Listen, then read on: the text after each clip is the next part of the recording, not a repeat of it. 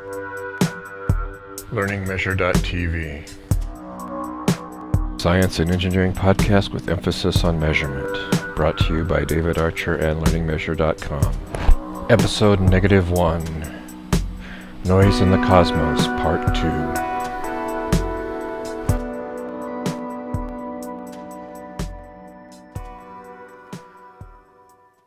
Hello. Welcome to episode -1. Sorry about this being late again. It's like I'm trying to get these out weekly, but it seems that we're getting them out every other week. But we're still trying for a weekly thing here. One of the things I'd like to announce, if you look on the website LearningMeasure.tv, there's now a link in the right-hand side of the screen, and you scroll down a little bit. There's a link that says free publications. If you go down there and click, and you can register for literally hundreds of free trade publications if you're interested, and that will help support this podcast. Also, I want to make a little announcement. We've just added a course, Measurement 106 SI Units, the Kelvin, to our course catalog at learningmeasure.com. And we're actually put it in the course catalog to get some feedback to help us finish the course. So if you're an expert in temperature measurements, we'd love to have you look at that. Okay. This is part 2 of, well, by the way, I'm David Archer. I forgot to mention that. This is my podcast, and I'm also the owner of LearningMeasure.com, training and consulting website. Last week we talked about basic noise measurements, and in particular we talked about the definition of noise temperature. Noise temperature being, it's the power per unit bandwidth divided by Boltzmann constant, and it's a function of frequency. Okay, then we talked about a way to measure noise, a noise measurement system where we have a switch and a receiver that measures power of some sort. And then from that, you can have 3 noise sources. 2 of them are standards, a cold standard, a hot standard, and the unknown you're trying to measure. So T cold, T hot, T unknown. And we talked about you can measure the power rate there, and there's also a TS associated with the whole system, the system noise temperature. The Y-factor method for measuring noise is you switch between the hot and cold first. The ratio of the powers, which is the ratio of power hot, ratio of power cold measured, which equals the hot temperature, hot noise temperature plus the system noise temperature over the cold temperature plus the system noise temperature. Well, then you can do the same measurements between the cold standard and the unknown temperature. So again, it's the P unknown over P cold, which is equal to T unknown plus TS over TC plus TS. And from that, you can solve for the system noise temperature. TS equals T hot minus Y hot cold, T cold over Y hot cold minus 1, which then you can substitute back into here and solve for TU, and you end up with what the measurement equation for this setup is Y unknown cold, T cold, plus Y unknown cold minus 1 over Y hot cold minus 1 times T hot minus Y hot cold T cold. Now this particular measurement equation doesn't include things like mismatch errors, losses in the switch, losses in the transmission paths, extra noise generated by the different transmission paths. Those terms would have to be added in a more complete measurement equation, but this gets the basic idea. Okay. And then we talked about, well, if you take this unknown and you put oh,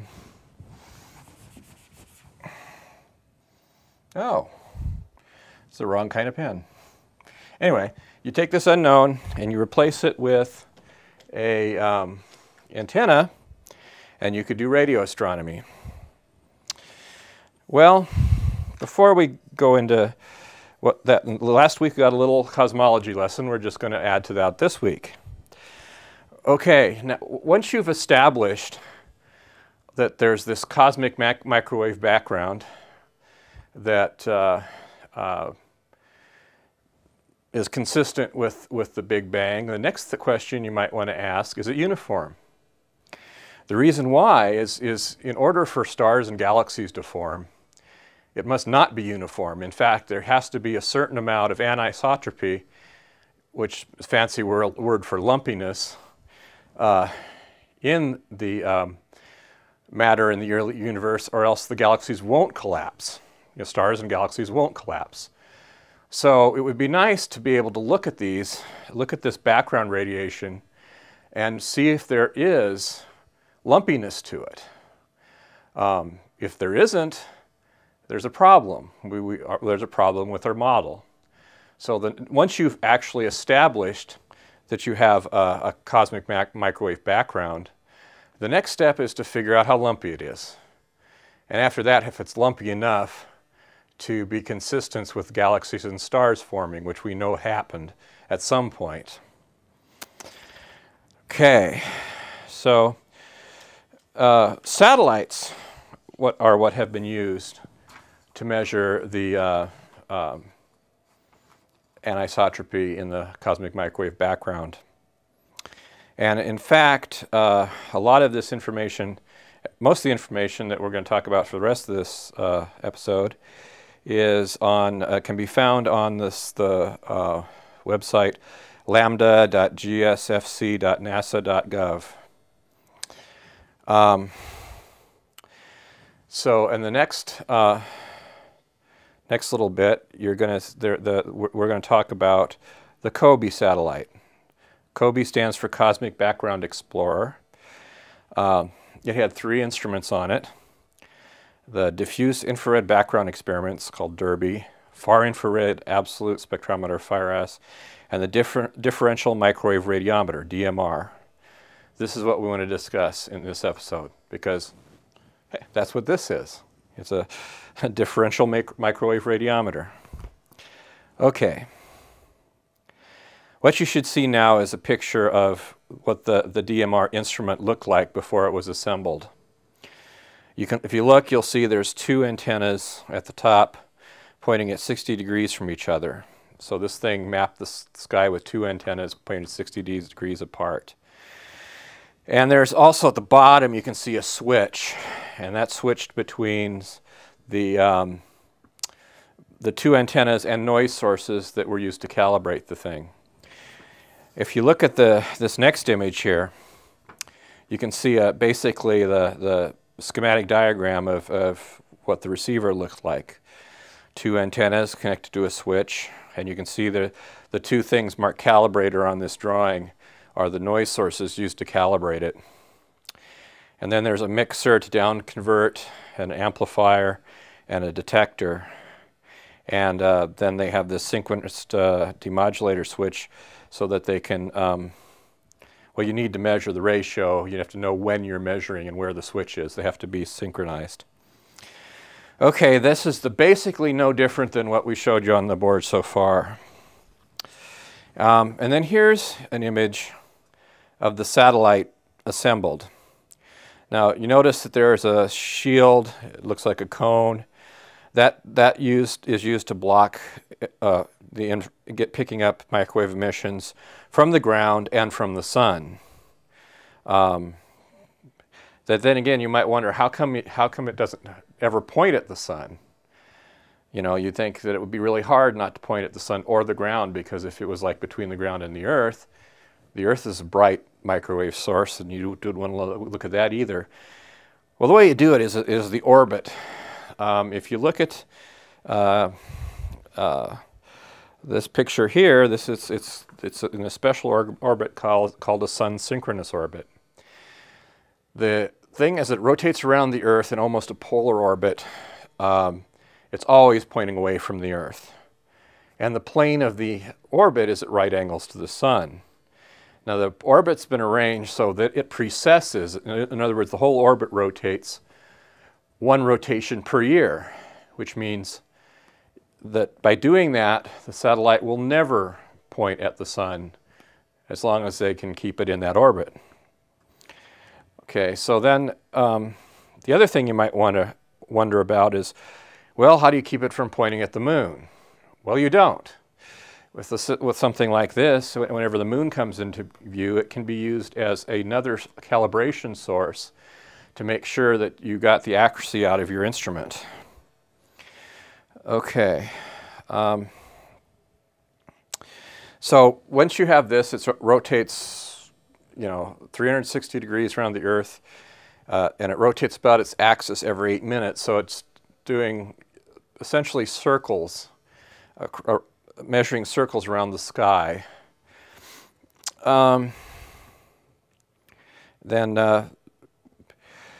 This entire sky can be mapped every 6 months with this configuration. And the observations that were made over a 4-year period. Now, the images you're seeing now are the results of the measurement.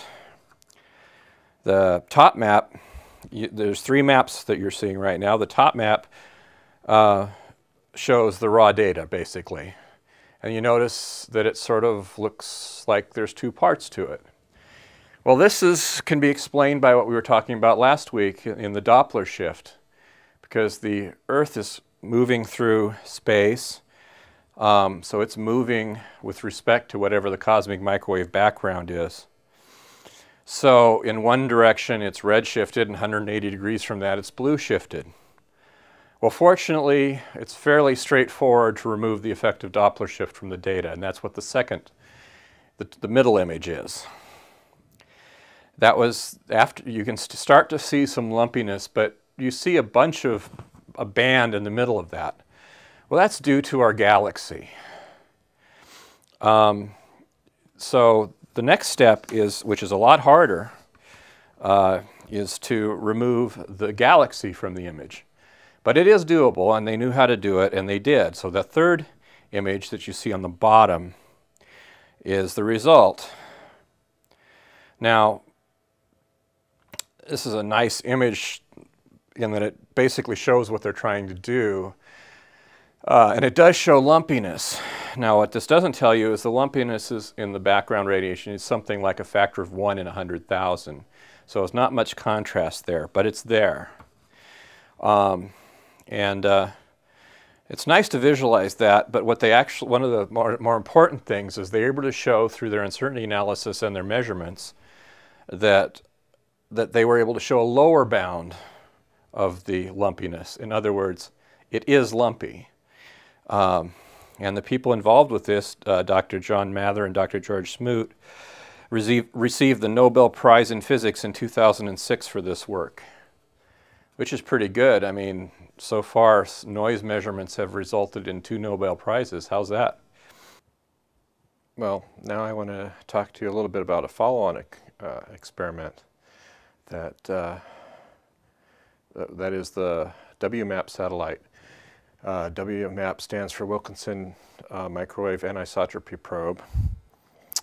It was designed to be a more accurate and higher resolution instrument than COBE to get the more, like I said, more detailed measurements.